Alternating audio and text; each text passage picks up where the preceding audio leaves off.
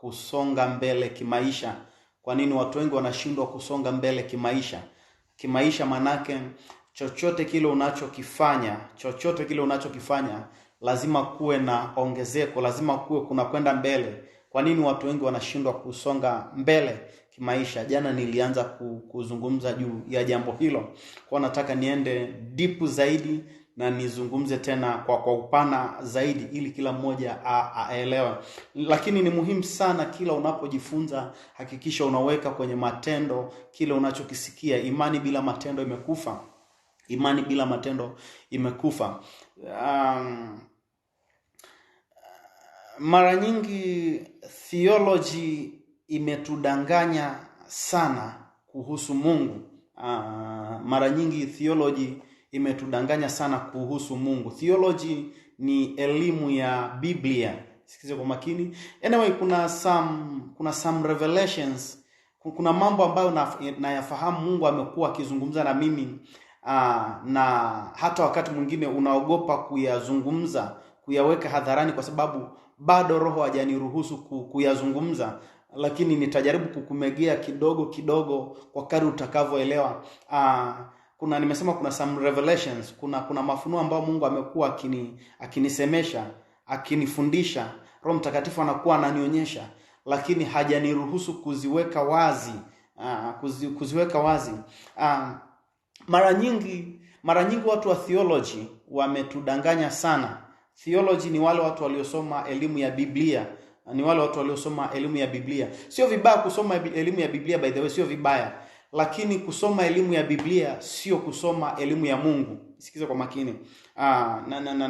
Si watu wa religious, watu wa dini hawatanielewa ninachokizungumza. Kwa hiyo sitaki kuibua taharuku sana. Nimesema kusoma elimu ya Biblia sio kusoma elimu ya Mungu, na kuijua Biblia sio kumjua Mungu. Ndio pointi yangu. Kumjua Mungu, kuijua Biblia sio kumjua Mungu. Kwa nini nimesema hivyo? Kwa sababu watu wengi wamesoma Biblia, wanaifahamu Biblia, lakini hawamfahamu Mungu. Watu wengi wameisoma Biblia sana, wanaifahamu Biblia, lakini hawamfahamu Mungu. Kuisoma Biblia siko kumsoma Mungu. Kwa hiyo kuna shida sana, kuna changamoto sana. Kwa nini nimezungumza hivi? Ni kwa sababu watu wa theology, kila utakachokizungumza, kila utakachokizungumza watakwambia liko wapi andiko. Watu wa theology, kila utakachokizungumza watakwambia liko wapi andiko. By the way, haimaanishi kuwa na andiko au kuliweka andiko ndiko kuelewa kile kinachozungumzwa. Wakati mwingine tunakupa maandiko sio kwa sababu hatujui kile tunachokizungumza, bali ni kukushawishi. Wakati mwingine tunazungumza maandiko au tunakupatia maandiko sio kwa sababu sisi hatuamini au hatujui kile tunachokizungumza, ni ili kukushawishi wewe uamini. Mara zote Yesu alipokuwa anazungumza, ukaona kwenye mazungumzo yake amechomekea andiko lao, anauliza, "Je, maandiko yenu hayasemi hivi?" Sio kwamba alikuwa hajui anachokizungumza. Alikuwa anajua, lakini alikuwa anawashawishi. Alikuwa anajaribu kuwashawishi kwa kutumia maandiko yao. Kwa hiyo kuisoma Biblia siko kumjua Mungu. I'm sorry kuhusu statement pia nitakayozungumza itawachanganya watu wengi kidogo. Biblia sio Mungu. I hope umesikia nilichokizungumza. Biblia sio Mungu. Kwa hiyo watu wengi wanafikiri kwa sababu naifahamu Biblia, namfahamu Mungu. Biblia sio Mungu. Kama Biblia ni Mungu, kwa nini hatuiabudu Biblia, tunamwabudu Mungu? That is my question. Kama utaniambia kwamba nipe maandiko ya Biblia, nipe vifungu vya kusimamia. Nimesema kuifahamu Biblia sio kumfahamu Mungu. Kuisoma Biblia sio kumsoma Mungu. Wakati mwingine Biblia sio Mungu, na inahitaji uwe na ufahamu sana juu ya hiki, uwe na ufahamu mkubwa kuelewa hiki nilichokizungumza. Biblia sio Mungu. Kama Biblia, ukiniambia Biblia ni Mungu, kwa nini tusiabudu Biblia? Tunamwabudu Mungu.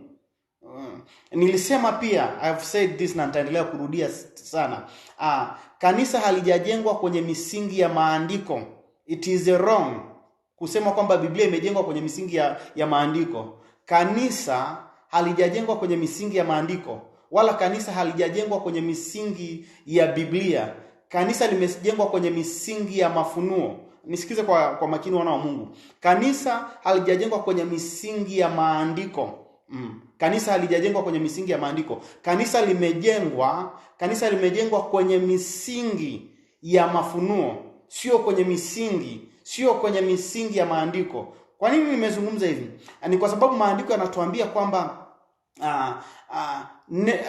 mambo ambayo jicho halijapata kuona, sikio halijapata kusikia, mambo ambayo jicho halijapata kuona wala sikio halijapata kuyasikia, mambo hayo ameyafunulia wale wampendayo kwa njia ya Roho. Mambo ambayo jicho halijapata kuona wala masikio hayajapata kusikia, mambo hayo amewafunulia wale wampendao. Wampendao kina nani? Wa Kristo, kanisa, wale wanaomtafuta Mungu. Mambo hayo amewafunulia sio kwa maandiko, amewafunulia kwa Roho.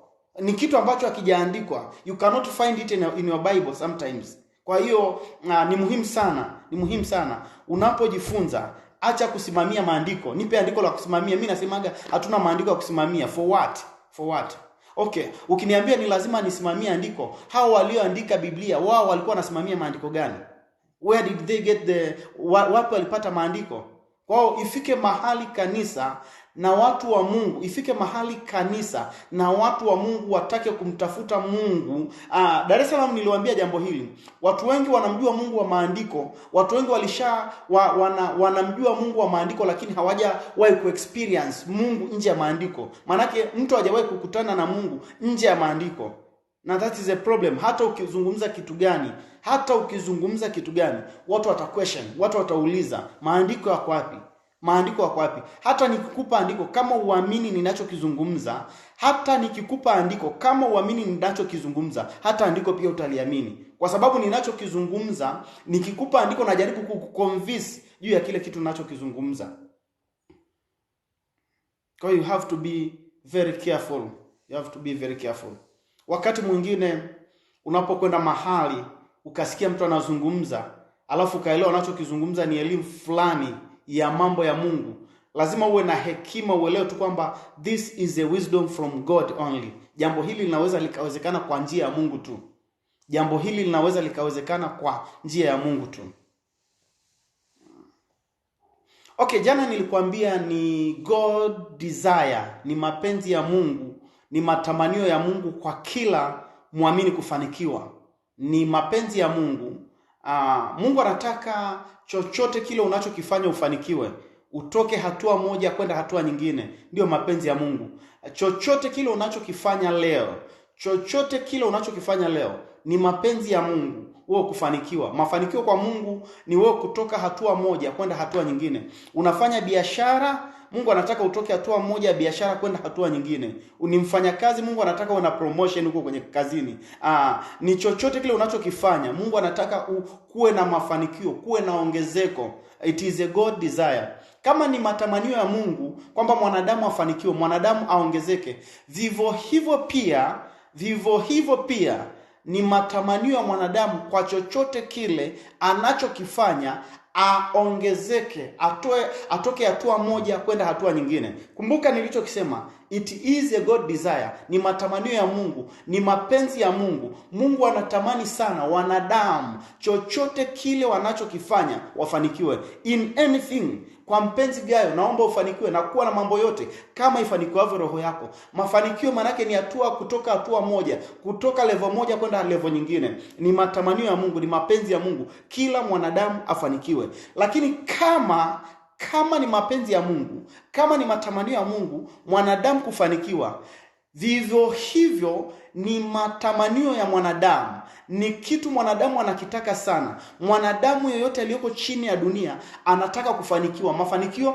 anataka kutoka hatua moja kwenda hatua nyingine. Nimekutana na watu wengi wanafanya biashara, wengine ni wakulima, wengine sijui ni wako hivi, wengine wanahiki, wengine ni wafanyakazi, wakitamani, wakitapambana kutoka hatua nyingine kwenda hatua nyingine, kutoka hatua moja kwenda hatua nyingine. Ni kwa nini? Ni kwa sababu mwanadamu ana ile character karakta, ana ile asili ya uungu. Mwanadamu ana ile asili ya uungu ndani. Kwa sababu ana ile asili ya uungu ndani, mwanadamu ana kile kitu Mungu anakitaka, ndicho kitu mwanadamu pia anakitaka. Kumbuka, Mungu anataka mwanadamu afanikiwe, atoke hatua moja kwenda hatua nyingine. Vivyo hivyo pia wanadamu wote walioko chini ya dunia leo, lengo lao ni wao kufanikiwa kutoka hatua moja kwenda hatua nyingine. It is a God desire for man kutoka hatua moja kwenda hatua nyingine. Lakini pia ni matamanio, ni mapenzi ya mwanadamu, ni matarajio ya mwanadamu kufanikiwa kutoka hatua moja kwenda hatua nyingine. Ni matarajio ya mwanadamu.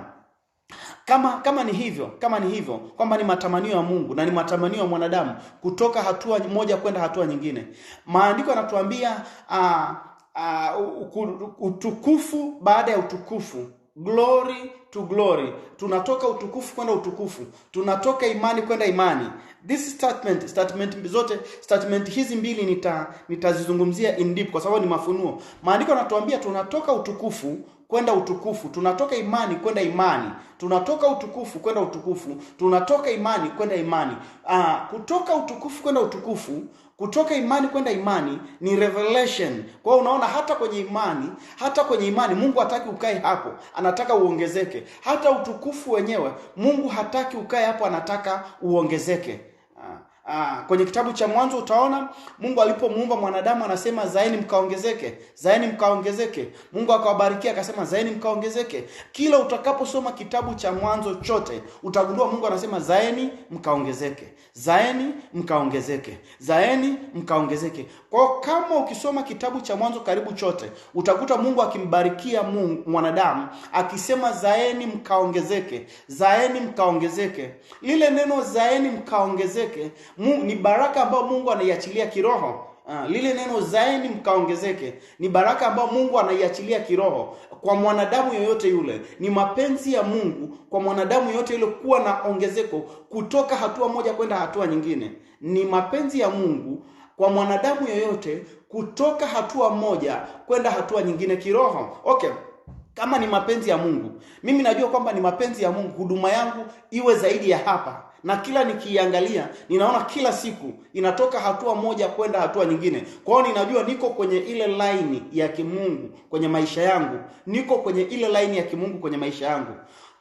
Jana nilikwambia kwamba kuna baadhi ya vitu ambavyo vinaweza vikamzuia mwanadamu kuongezeka kutoka hatua moja kwenda hatua nyingine. Nilisema kuna baadhi ya vitu ambavyo vinaweza vikafanyika kama hindrance, kama kizuizi cha kumzuia mwanadamu kutoka hatua moja kwenda hatua nyingine.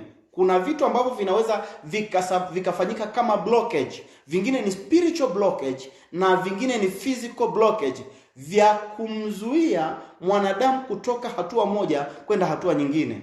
Kuna vitu ambavyo vinaweza vikafanyika kama kizuizi cha mwanadamu kutoka hatua moja kwenda kwa hatua nyingine. Kuna vitu ambavyo vinafanyika kama blockage, kama hindrance, kama covering. Kuna vitu vinafanyika kama covering, kama kivuli, kama blockage vinavyoweza kumzuia mwanadamu kutoka hatua moja kwenda hatua nyingine kimaisha. Ukikutana na watu wengi leo wanaofanya kazi, wanaofanya biashara, walioko kwenye ndoa, walioko kwenye mahusiano, ni kama wamestaki. Mtu yuko kwenye uchumba wa zaidi ya miaka 8, amestaki.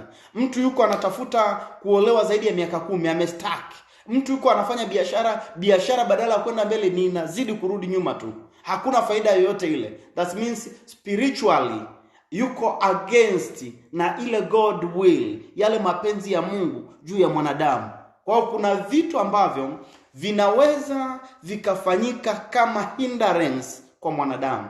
Kuna vitu vinaweza vikafanyika kama hindrance kwa mwanadamu. Kabla ya kuvitaja hivi vitu, hebu niweke point hii vizuri. Tumekubaliana kabisa kwamba maandiko yanatuambia tunatoka imani kwenda imani na tunatoka utukufu kwenda utukufu. Tunatoka imani kwenda imani na tunatoka utukufu kwenda utukufu.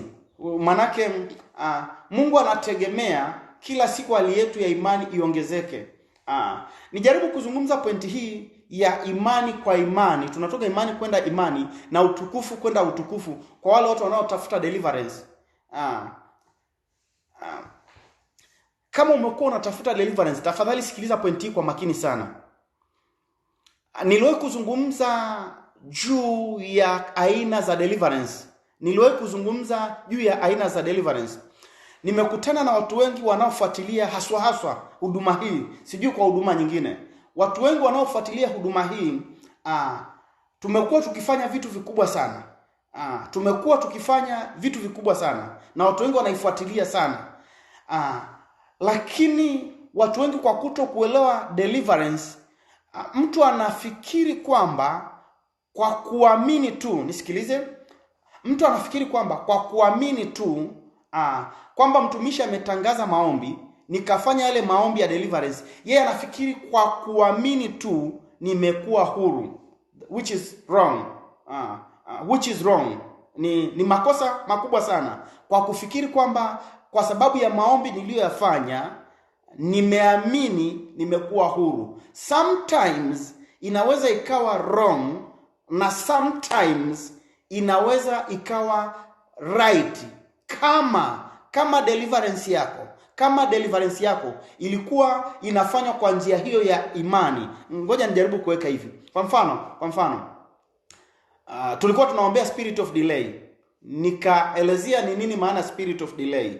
Au tulikuwa tunaombea spiritual husband au spiritual wife, nikaelezea ni nini maana ya spiritual husband au spiritual wife. Kumbuka, Mungu anapoleta elimu yote ya kimungu kwako, kwa mfano tulizungumza juu ya spiritual husband au spiritual wife, Mungu anapoleta hiyo elimu hamaanishi kwamba anataka kukufungua, anataka kukupa upeo mkubwa juu ya kile kitu ili uelewe namna ya kukishughulikia.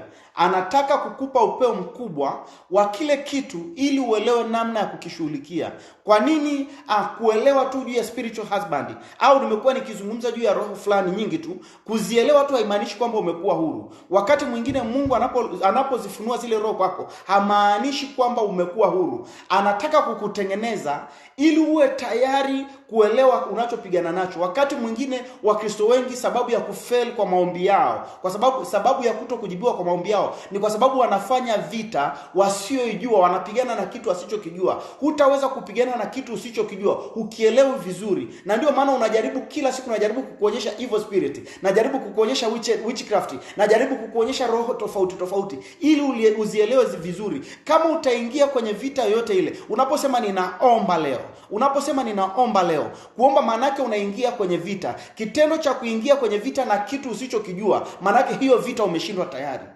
Huwezi ukaingia kwenye maombi yoyote yale bila kujua ni nini unapigana nacho. Lazima uwe na uhakika ni nini unapigana nacho. Ndio maana nitajaribu kwanza kukufunulia hizo aina ya roho, uzielewe, uelewe utendaji kazi wake, uelewe inakuaje, niko naye inakuaje.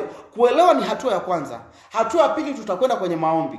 Tukienda kwenye maombi kwa wale ambao hawawezi kufika kwenye huduma direct, nisikize kwa makini wana wa Mungu. Tukienda kwenye maombi kwa wale ambao hawawezi kufika kwenye huduma direct, au kumuona huyo mtumishi mwenye hayo maono direct, au kuhudhuria kwenye semina ya huyo mtumishi mwenye hiyo huduma direct, huna uhakika 100% kwamba kwa kuamini tu kwa maombi yake umefunguliwa. Huna uhakika huo 100%, kwa sababu sio watu wote wanaoweza wakafunguliwa kwa kuamini tu. Sio watu wote wanaoweza kufunguliwa kwa kuamini tu. Ingekuwa ni hivyo wana wa Mungu. Ngoja nijaribu kuweka picha hii vizuri. Tuna mtumishi wa Mungu anaitwa TB Joshua. Wengi wanafahamu huyu mzee. Ni mtumishi ambaye Mungu amekuwa anamtumia sana. Anaitwa TB Joshua. Umeona mara nyingi watu wengi wanatoa shuhuda kwamba walimwangalia kwa kupitia TV, kwa kupitia vyombo vya habari, wakafunguliwa. Lakini umeona mtu mwingine sio kwa kumwangalia tu, imemlazimu afunge safari aende Nigeria, ndio deliverance yake ilikuwa kule. Kwa nini nimeleta point hii? Kuna watu wengine deliverance yao ni by faith. Mtu anaweza akaamini tu akafunguliwa. Lakini kuna watu wengine deliverance yao ni by utukufu, by glory. By glory inamaanisha nini? Glory ni nini kwanza? Glory ni uwepo wa Mungu unaokaa juu ya mtu au juu ya kitu fulani. Kumbuka nimesema pointi hii. Kuna watu ambao wanaweza wakafunguliwa kwa kuamini tu. Na nitakwenda kwenye maandiko ili nijaribu kukushawishi zaidi. Kuna watu ambao wanaweza wakafunguliwa kwa imani tu. Manake ukatangaza maombi hivi, mtu akaamini akafunguliwa. Lakini nimesema sio wote wenye level hiyo, sio wote wenye level hiyo, kwamba mtumishi ametangaza tu maombi, nitaamini, nitafanya, nitafunguliwa. No. Kuna wengine ambao deliverance yao inapaswa ifanye by glory. Utukufu ni nini? Utukufu ni ule uungu, ni uungu uliozidi, ni uungu unaong'aa, unaokaa juu ya mtu au juu ya kitu fulani. Kwa hiyo wakati mwingine deliverance yako, pengine kuna maombi tumeyafanya hapa, deliverance yako haipaswi kufanywa kwa kuamini tu. Useme tu nimeamini nimefunguka. No. Kusema hivyo ni kujua mambo ya rohoni. Wakati mwingine deliverance yako inapaswa ufike kwangu. Kitendo cha kufika kwangu, unakutana na ile presence ya kwangu. Unakutana na ule utukufu ulioko juu yangu. Unapokutana na ule utukufu ulioko juu yangu, direct ndio unakuwa unafunguka, sio kwa kuamini tu. Ngoja nijaribu kuweka hivi. Mara nyingi utakutana Yesu alifungua watu wa namna tofauti tofauti. Kuna watu wengine alikutana nao, anasema sikuona imani kama hii, sijawahi kuona imani kama hii. Kwa kupitia imani yao tu wanafunguka. Lakini utakuta watu wengine Yesu anawapa maelekezo, kafanye 1 2 3 ndio utafunguka. Utakuta wengine Yesu analazimu kwenda nao mpaka kwenda kumuona mgonjwa. Kitendo cha kwenda kumuona yule mgonjwa, ule utukufu wenyewe ndio unamfungua. Kitu gani najaribu kuzungumza wana wa Mungu? Sitaki ujiwekee tu kwamba nitafuatilia huduma juu nitafunguka. Lazima ujaribu njia zote. Pengine kwa imani, deliverance yako ifanye kwa imani. Deliverance yako ni kwa utukufu. Kwa utukufu kivipi? Lazima ufike kwenye huduma ndio ufunguliwe. Manake ule uwepo nilionao ndio utakufungua. Wana wa Mungu, maandiko yanatuambia ilimlazimu Yusufu kukaa kwenye nyumba ya Potifa. Na alipokaa kwenye nyumba ya Potifa,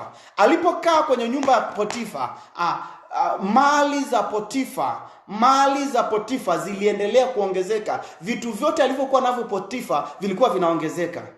Potifa angeweza akamrudisha Yusufu kwao, akamwambia ninaamini wewe ni mtumishi wa Mungu, nenda kule kwenu, ukae kule kwenu, ninaamini ukiwa kule kwenu mimi nitabarikiwa. Lakini kwa sababu ongezeko la nyumba ya Potifa, kufunguliwa kwa nyumba ya Potifa, kulikuwa kuna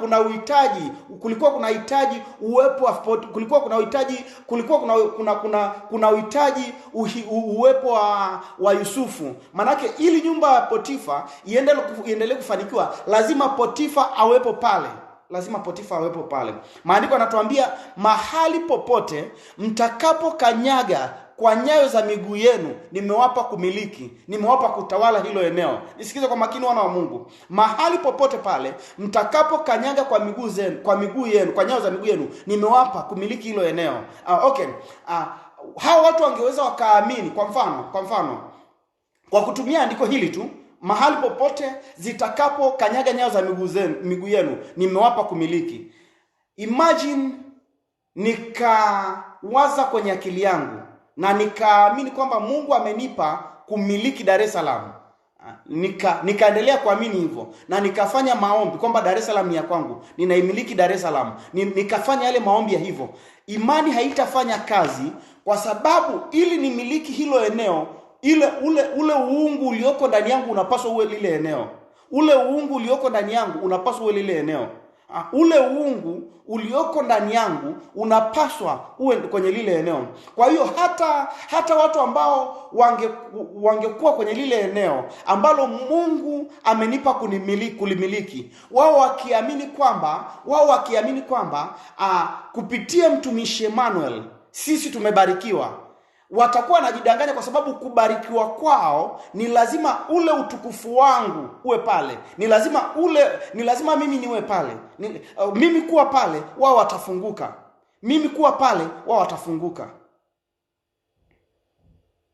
Are you following what am I saying? Mimi kuwa pale. Kwa watu wengi wanajikuta wakijifunga kwamba tunaamini tu. Na kwa sababu tunaamini tu, basi kuwa huru. No. Kuna mahali pengine unapaswa ufuate huo uwepo unaoamini. Kuna mahali pengine unapaswa ufuate huo uwepo unaoamini. Na kwa kulielewa hili kwamba sio swala la kuamini tu, ni swala la wewe kuhakikisha unafanya kitu kitakachougusa ule uwepo. Ndio maana wakati mwingine tunasema toa sadaka. Ni kweli tunafanya maombi ya pamoja, unaamini ndio, lakini pengine funguka biashara yako, funguka hicho kitu tunachokiombea. Ni lazima mimi niwepo hapo. Nisikize kwa makini. Wakati mwingine tunafanya maombi, kwa mfano tunafanya maombi ya biashara. Baada ya kufanya maombi ya biashara, wewe ukaamini tu kwamba nimefunguliwa. Si kweli kwamba umefunguliwa, kwa sababu funguliwa kwa biashara yako kulikuwa kunahitaji ule utukufu ulioko ndani yangu uwe pale. Kwa sababu watu ni wengi, hutaweza kutembea kila mahali, kila mtu mwenye biashara umtembelee. Kitakachofanyika, lazima ufanye kitu. Kwa mfano kwa kutoa sadaka, ile sadaka ikanifikia, maanake imeugusa ule utukufu. Sadaka ikiugusa, sadaka inanifikia mimi. Kumbuka ilikulazimu wewe kunifikia, kwa sababu huwezi kunifikia. Sadaka yako inanifikia, inanigusa. Sadaka yako kunigusa mimi ni sawa na mimi nimetembea sasa kufika. Ni sawa na mimi nimetembea kufika kwenye lile eneo unaloliombea. Ni sawa na mimi nimetembea kufika kwenye lile eneo unaloliombea. Kwa sometimes imani tu haifanyi kazi. Sometimes imani haifanyi kazi. Kwa nini nimeintroduce topic hii? Ni kwa sababu moja kati ya sababu, are you following na umeelewa nilichokizungumza?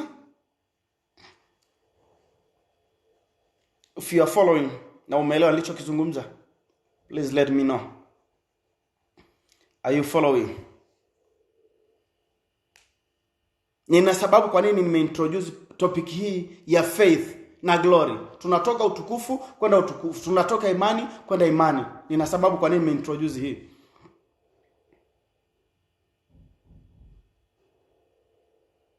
Yes dad. Eric Mala anasema amenielewa. Ndio maana hata wakati mwingine tukifanya deliverance ya nyumbani, tunaombea kule kwenu, tunaombea udongo wa kwenu. Wakati mwingine sio swala la kuamini tu. Wakati mwingine sio swala la kuamini tu kwamba kule kwenu kumekuwa huru. Wakati mwingine ni uhuru wa kwenu sio swala la kuamini tu. Ni mtu mwenye huo uwepo afike kule kwenu.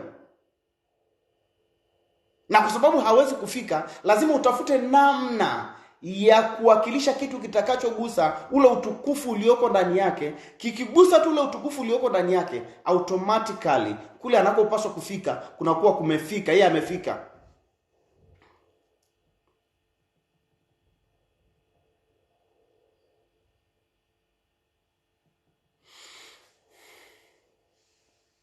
Niko pamoja daddy from Singida.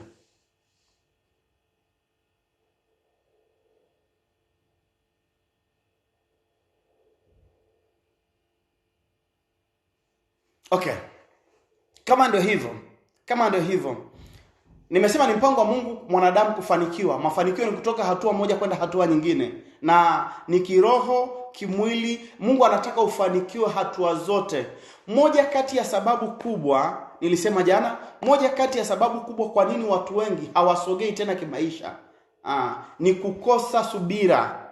Watu wengi wanakosa subira. Sababu ya kukosa subira ni moja kati ya sababu kubwa kwa nini watu wengi wanashindwa kutoka hatua moja kwenda hatua nyingine. Kitu gani nazungumza?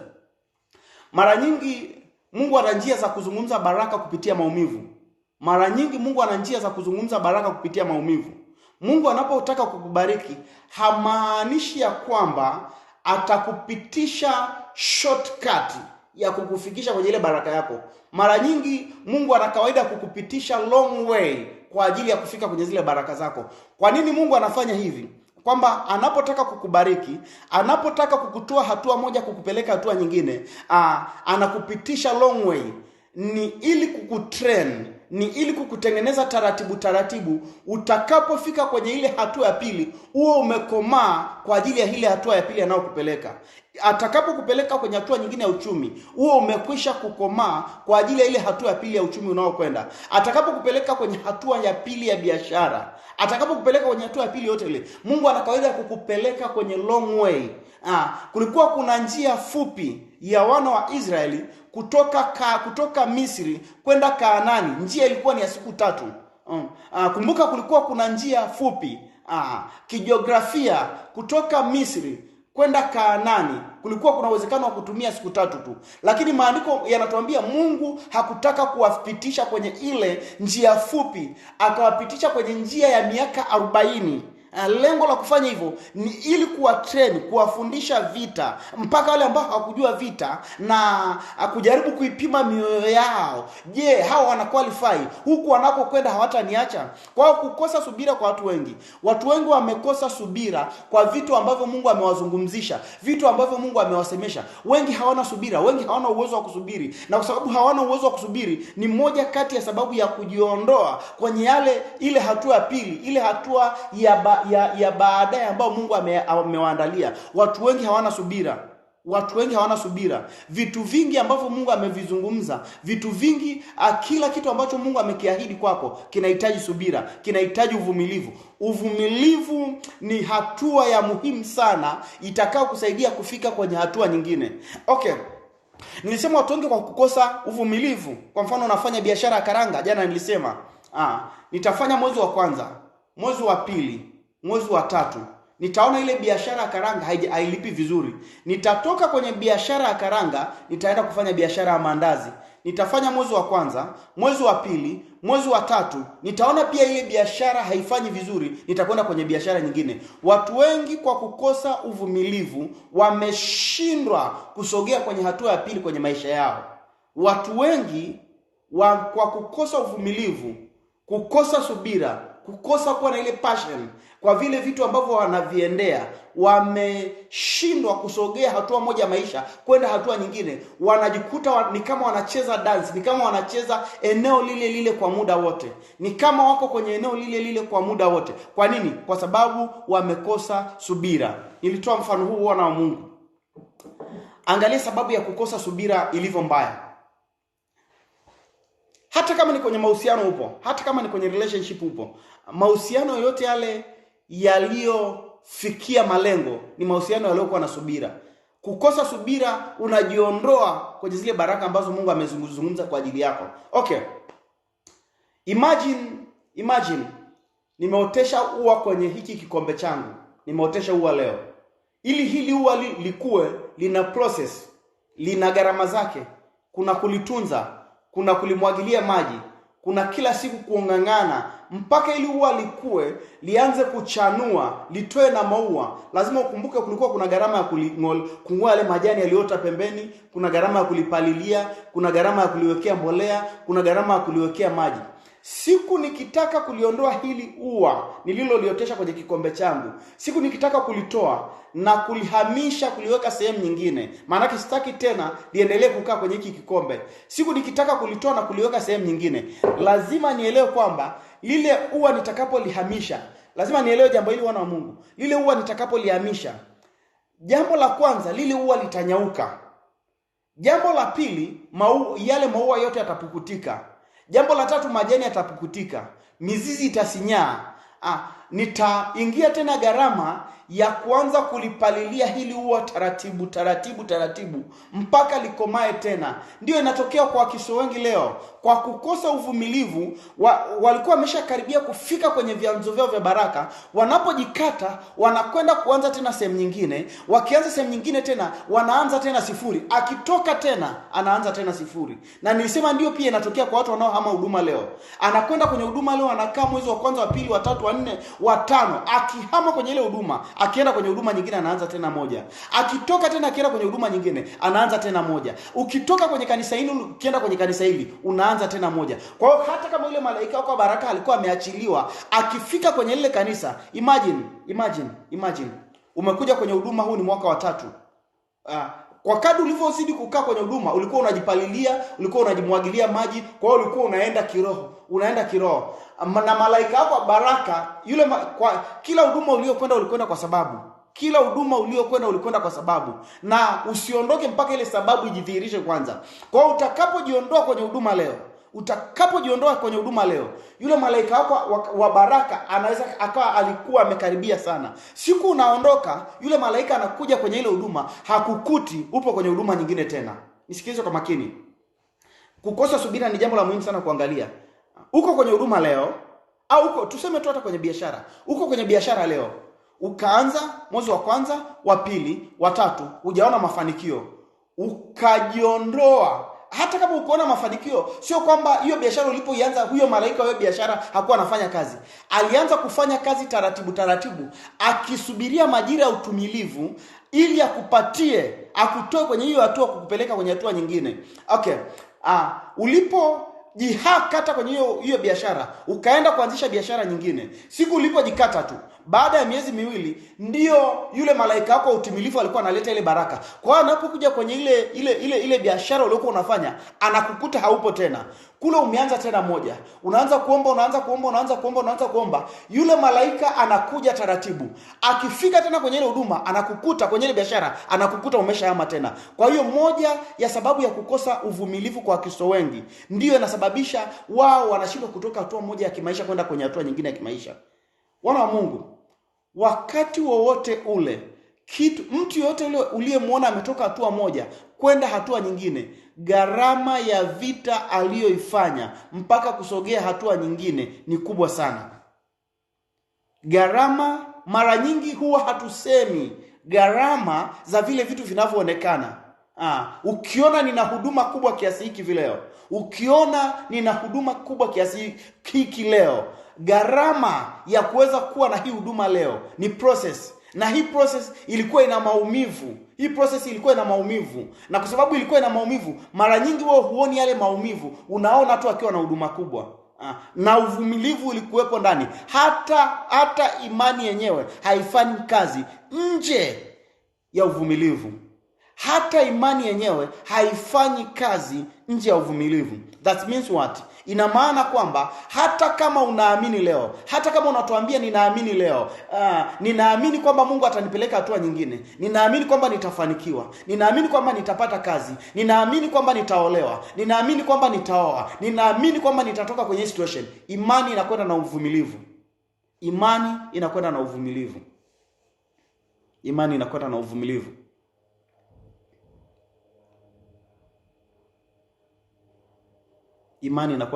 na uvumilivu. Kama utashindwa kuwa na uvumilivu leo, utajikata kwenye baraka ambayo ulishaichuchumilia kwa muda mrefu sana. Kama utakosa kuwa na uvumilivu leo, utajikata kwenye baraka ambayo ulishaivumilia kwa muda mrefu sana. Please tag somebody, ajifunze. Tag someone, ajifunze. Saidia kutag someone, share. Tag someone. Kukosa uvumilivu leo, hata kwenye mahusiano tu. Wakati mwingine Mungu anaweza akasababisha moyo wa huyo mtu uliyeko naye kwenye mahusiano ukawa mgumu ili aone uvumilivu wako ukoje. Nilisema Mungu anaweza akasababisha tu moyo wa huyo mtu uliyeko naye kwenye mahusiano ukawa mgumu ili aone uvumilivu wako ukoje. Siku unajikata tu, siku unasema hapana, sioni tena kama kitu kitazaliwa kwenye mahusiano, siku unaondoka tu, siku hiyo ndio unasikia anaoa au anaolewa na mtu mwingine. Uvumilivu ni wa muhimu sana. Share na somebody. Share na somebody tafadhali. God bless you.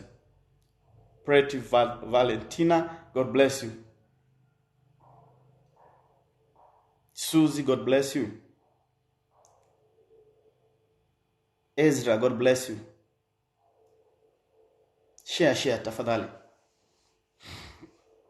Thank you for sharing.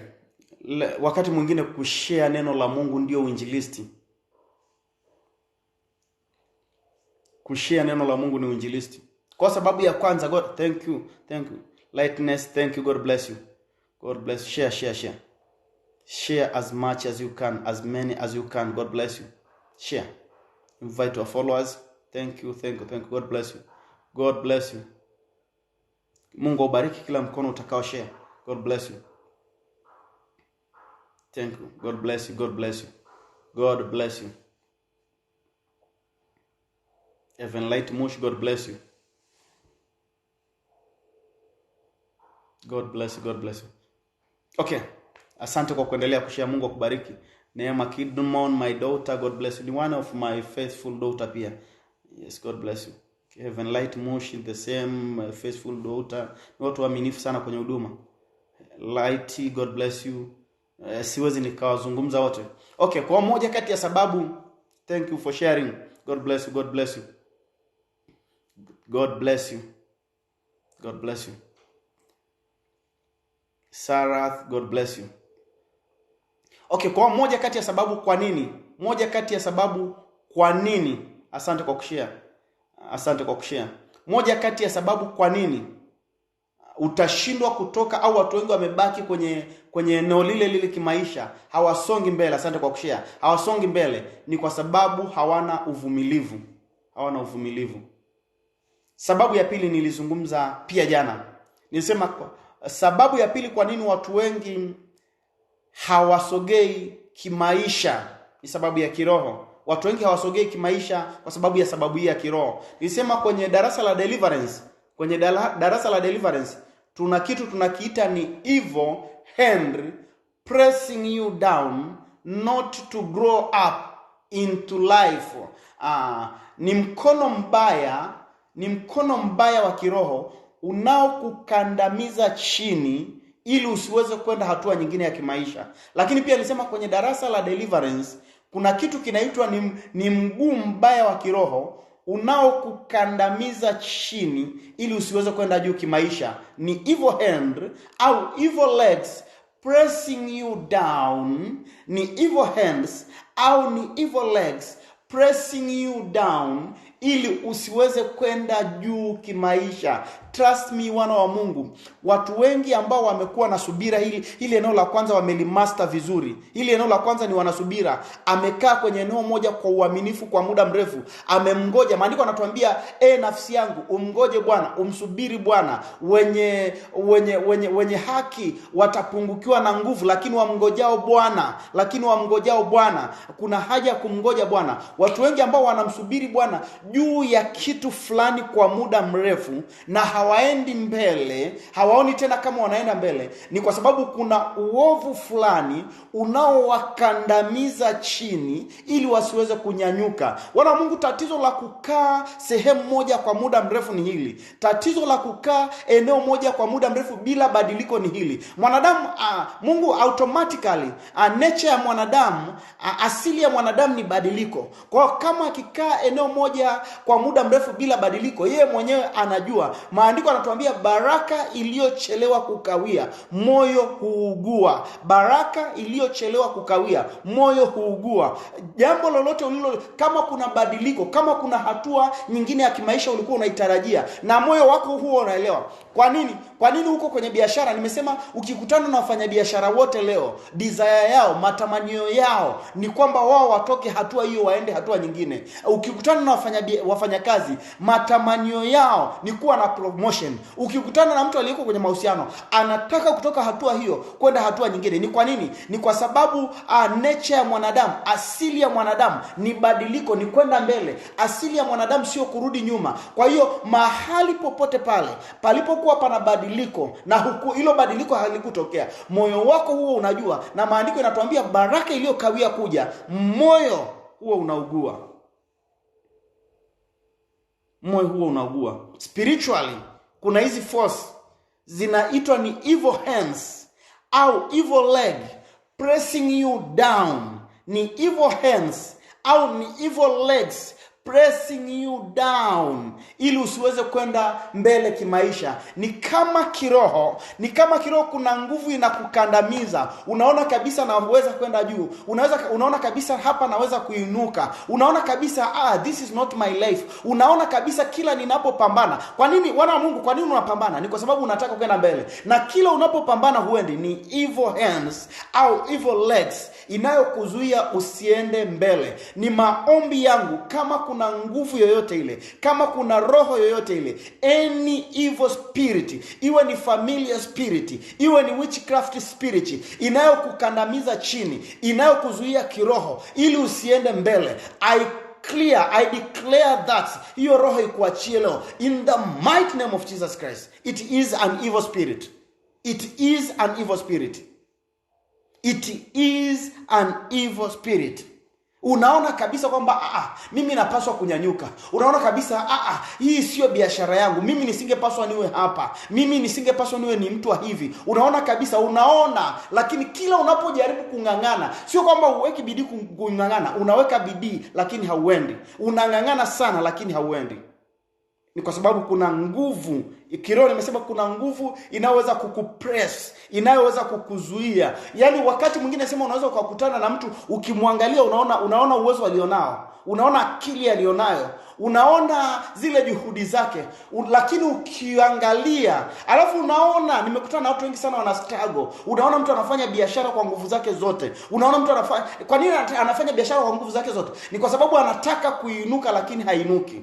Ni kwa sababu anataka kuinuka lakini hainuki. Spiritually kuna huo mkono, tunasema ni mkono. Na ukiona mahali popote Biblia inasema ni mkono, sikiza kwa makini wana wa Mungu. Mahali popote Biblia inaposema mkono wa Bwana uko juu yangu, mkono wa Bwana uko juu yangu, mkono wa Amaleki ukawa juu yao, mkono wa Filisti ukawa juu yao, mkono sio wa kina nani ukawa juu yao. Mahali popote Biblia inaposema mkono, ni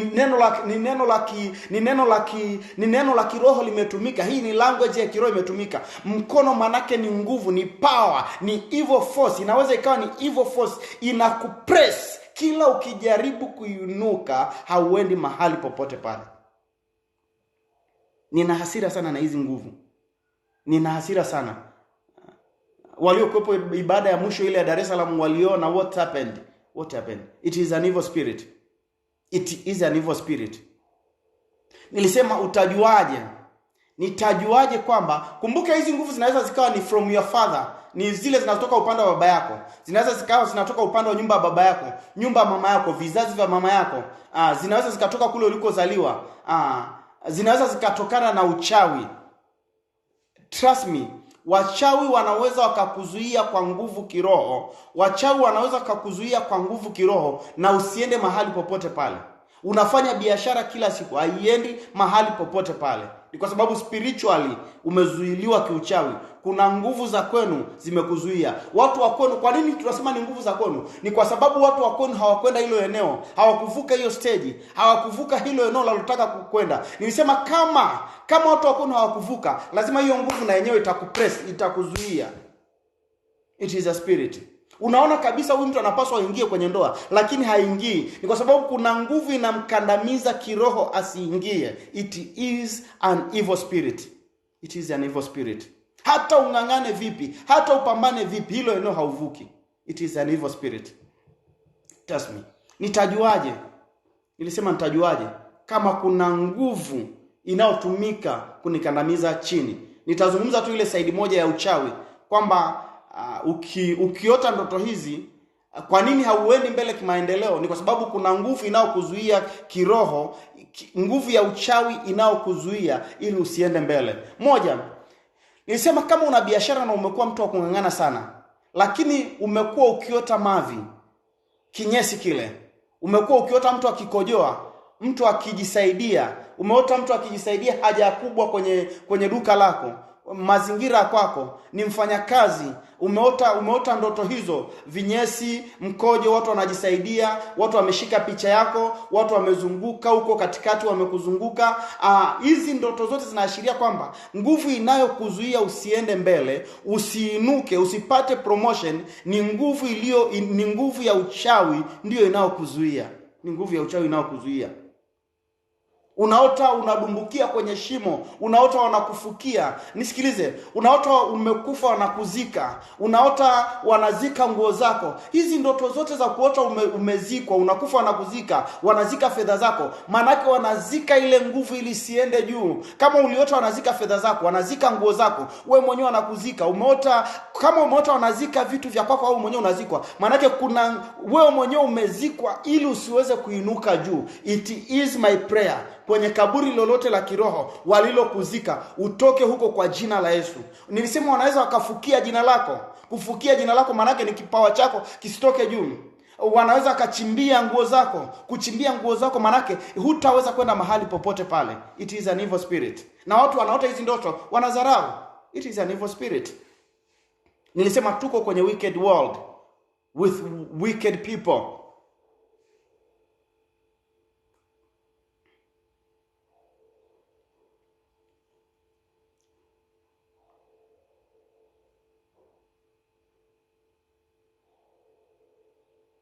Kuota unapambana kila wakati, unang'ang'ana na watu usiowajua, unapigana na watu usiowajua. That means kuna spirit ipo inakustrive, inakuzuia, inakuwekea bondage, inakuwekea mipaka.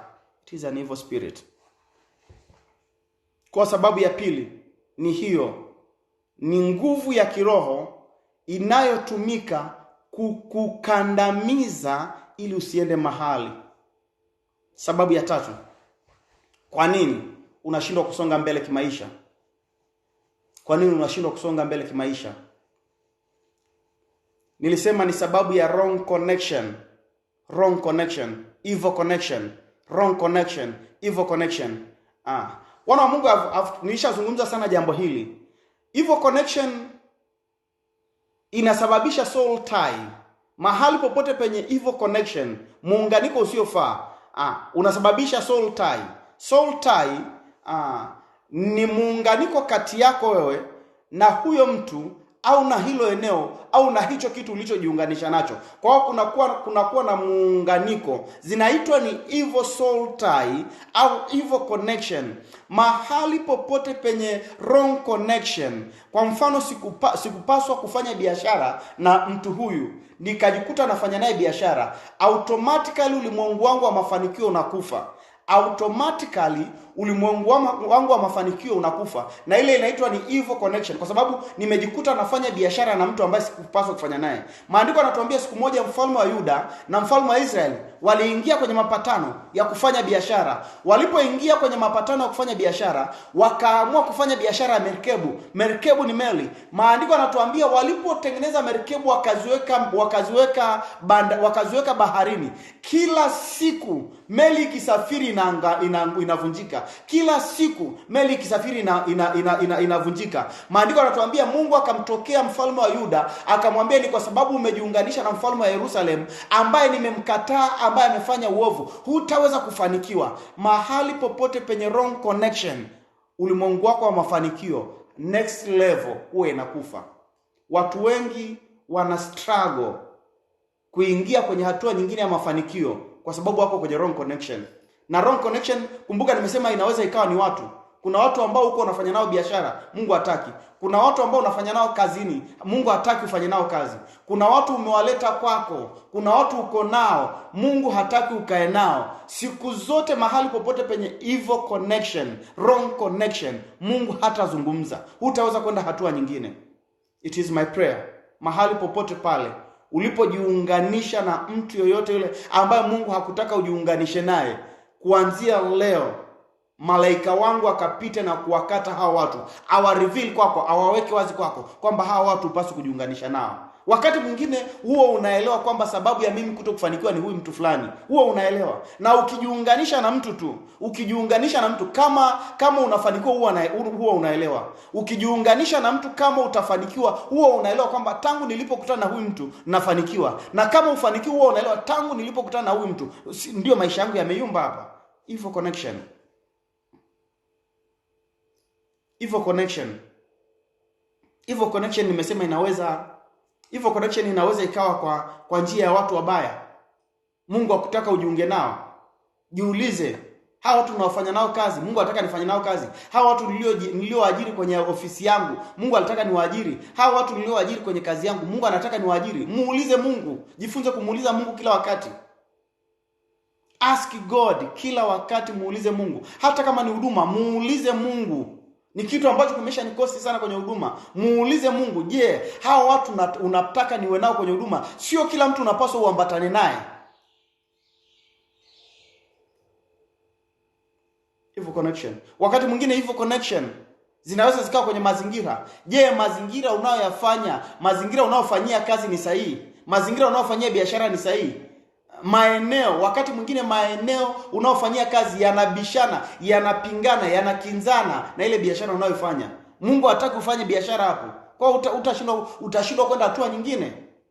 Mazingira ni ya kiroho, nilisema, ardhi ni ya kiroho. Wrong connection. Wrong connection. Wana wa Mungu, wrong connection itakuzuia kwenda hatua nyingine. Hutaweza kwenda hatua nyingine ukiwa na kwenye wrong connection.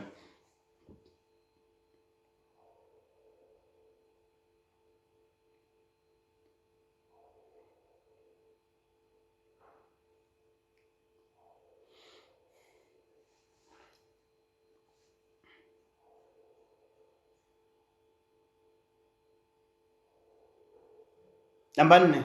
Kwa nini nitashindwa kwenda kwenye hatua nyingine? Kwa nini watu wengi wameshindwa kwenda kwenye hatua nyingine? Curses, laana. Laana. Na tunapozungumza laana, tunazungumza ram tofauti tofauti. Kuna level tofauti tofauti za laana. Kuna laana ile ulioikuta na kuna laana ile ulioileta mwenyewe. Watu wengi wametoka kwenye mazingira au familia zenye laana tayari. Kwa ile laana yenyewe inapingana na wao kwenda hatua nyingine kimaisha.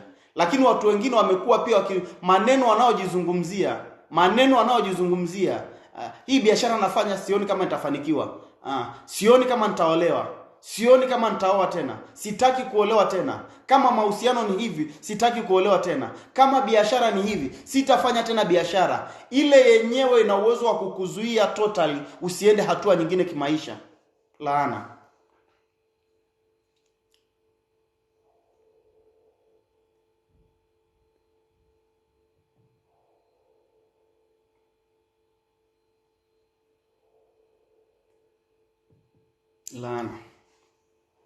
Laana ina uwezo kabisa wa kumzuia mtu, kumwacha eneo moja kwa muda mrefu. Na tatizo la laana ni kwamba ni mpaka uelewe kwamba hapa pana laana uifute, kwa sababu kama hutaifuta itaendelea kubaki na kubaki na kubaki ikikuzuia mpaka utakapoelewa kwamba laana ipo. Acha niifute.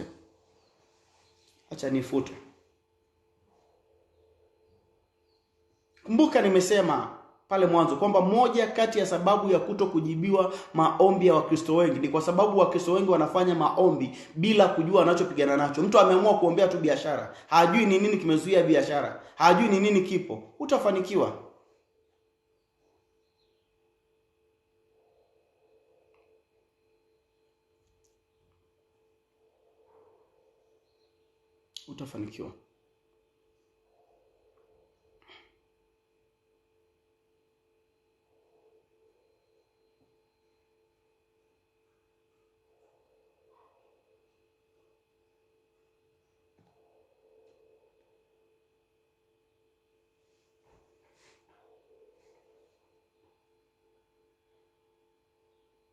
Utafanikiwa.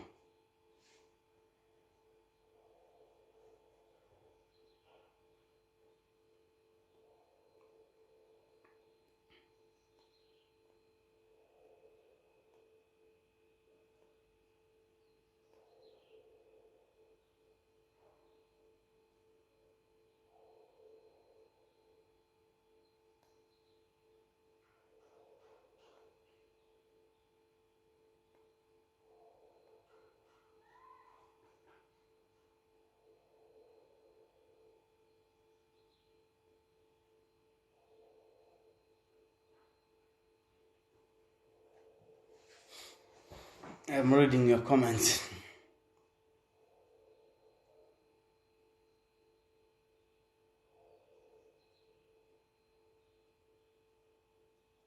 Na kama ni kuombea kwa kila kitu kwa bahasha, sijajua swali lako unamaanisha nini?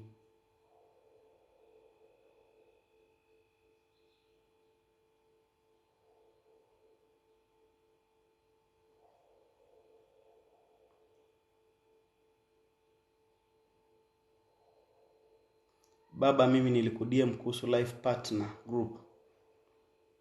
Kama ulidm life partner hujajibiwa, unaweza ukaandika tena message, kwa sababu message zote za life partner zimeshajibiwa. labda ya kwako ilisaulika.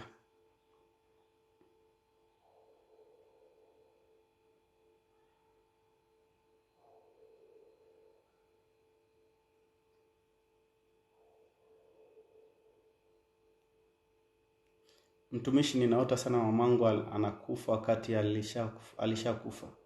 Means roho iliyomsumbua mama inakufuatilia. Roho iliyomsumbua mama inakufuatilia. Roho iliyomsumbua mama inakufuatilia.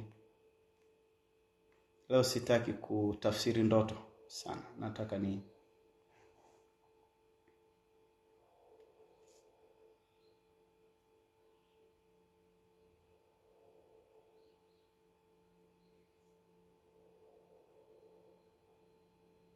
bariki kwa somo zuri. Namna kuvunja laana. Sasa inategemea ni laana gani unataka kuvunja.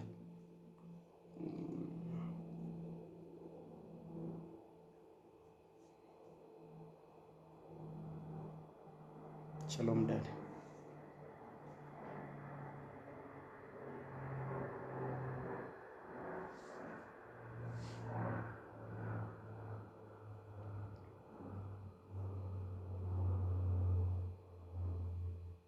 Mtumishi, mkoa wa Songwe utukumbuke seminar.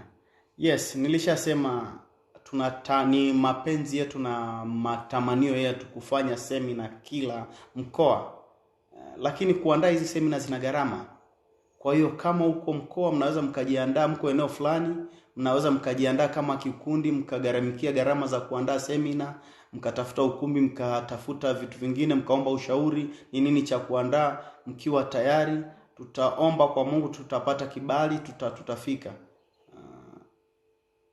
Zanzibar wenyewe wanajiarrange pia, wanafanya hivyo. Kenya pia tumempata mtu anajiarrange, wanafanya hivyo. Hata nje ya nchi tulisema seminar hizi watu mkijiarrange tunaweza tukafanya seminar hizi. Lakini sasa kwa nje ya nchi ni tunaomba Mungu mipaka ile ifunguliwe. Kuna watu wanajiarrange pia sasa ni Marekani tena mara ya pili. Lakini wanaendelea kuomba mipaka iwe wazi sasa.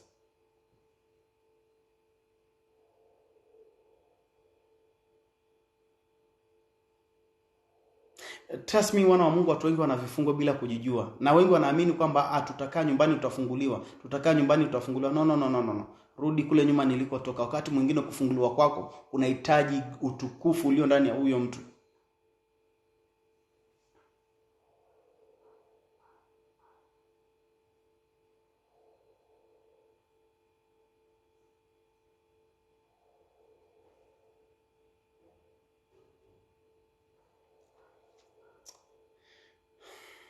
Nimetumia zaidi ya dakika 30 sasa.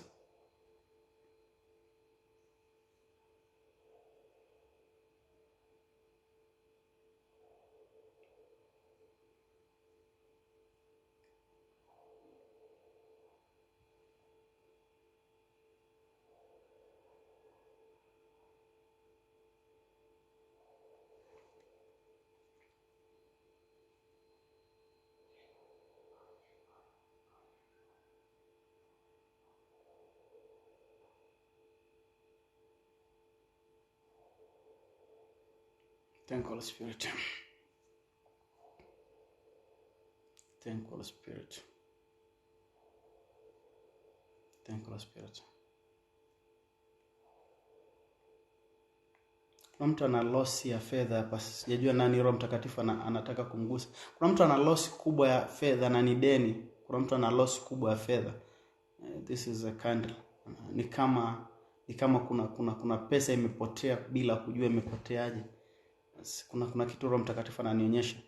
Kuna mtu ana loss, ni kama pesa imepotea. Hujui imepoteaje na umekuwa wanakublame wewe. Who is that person? Kuna mtu nasikia naona kabisa. Yes, wakati mwingine kuna namna ya kuona vision. Yes, I can see it. Who is this person?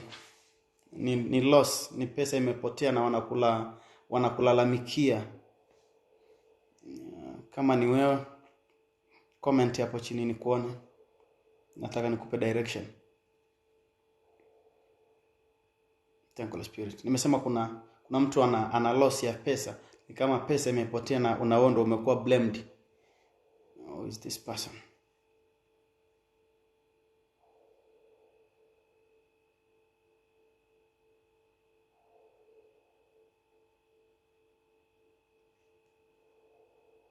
Kama ni wewe nazungumza na wewe tafadhali.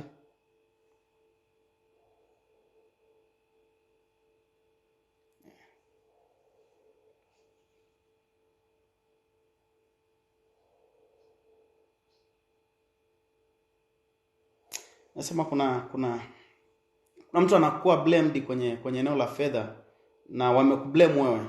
Kuna mtu amekuwa blamed kwenye eneo la fedha na wanakublame wewe. Sijajua nani Roho Mtakatifu ananipeleka. Kuna mtu amekuwa blamed. I can see it. Ni fedha imepotea na wanakublame wewe. Na wanakublame wewe. Who is this person? Nataka nikupe direction kwa sababu I can see it. Ninapozungumza mimi najua ninachokiona. Who is this person? Comment hapo nikuone.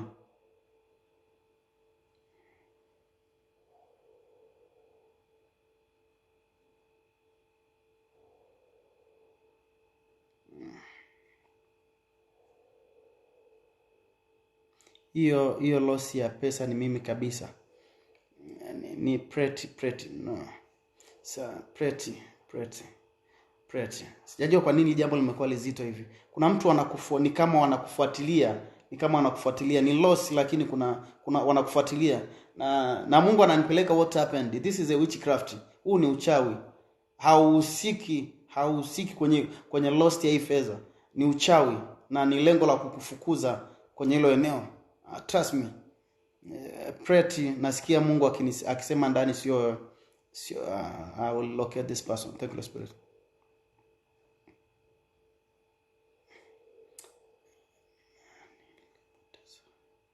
Nilipoteza kiasi cha 200,000. That's not you I'm looking for. That not you I'm looking. Kama unafahamu story, niliwahi kueleza story moja ya yule nabii alikuwa mlimani, akaeleza story ya mtu mmoja, alafu akaja akairudia. Wakati anairudia, mtu mwenyewe story yuko na anasikia amenyamaza tu. Mpaka yule nabii anamuuliza, nilipokuwa nazungumza ukujiuliza, kwa nini yeye anazungumza? Yuko mtu hapa ana loss ya fedha na ni unafuatiliwa kazini. Who is this person? Na ukinifuata inbox it doesn't, haitafanya kazi. Mimi sijui kwa nini haitafanya kazi. Naomba niombe maana tumekuwa na ugumu. If mtu hayupo, nataka ni who is this person? Thank you Spirit.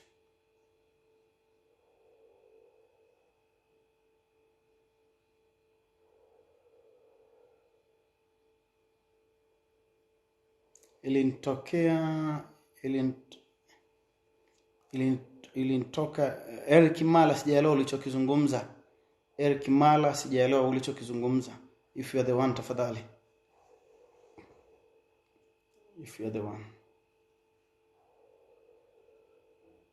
Kumbuka Jumamosi na Jumapili wiki hii tuna seminar Golden Rose kuanzia saa 6 kamili. Ilitokea 2017 mpaka 2018. Ukiwa na maana kwamba kuna fedha ilipotea Eric Mala na walikufuatilia au wanakufuatilia.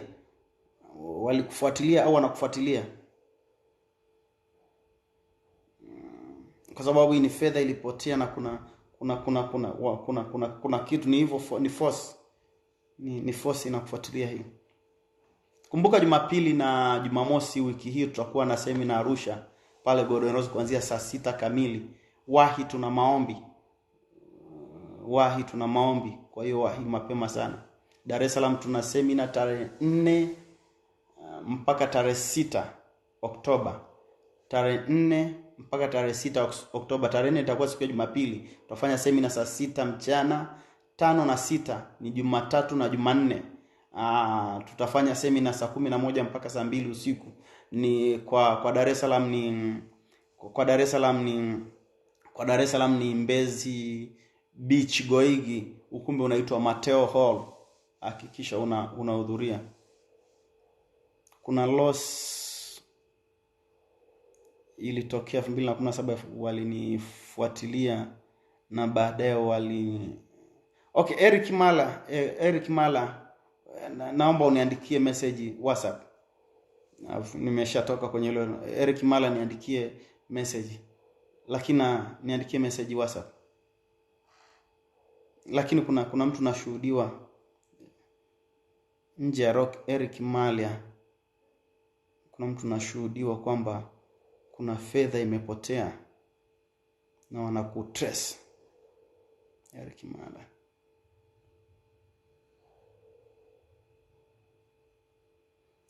Okay, kumbuka tuna semina Jumamosi na Jumapili Arusha, saa 6 kamili mchana Golden Rose pale. Lakini pia tuna semina Dar es Salaam tarehe 4 mpaka tarehe 6 Mbezi Beach Goigi. Mungu akubariki sana. Nitakuja tena na somo hili. God bless you.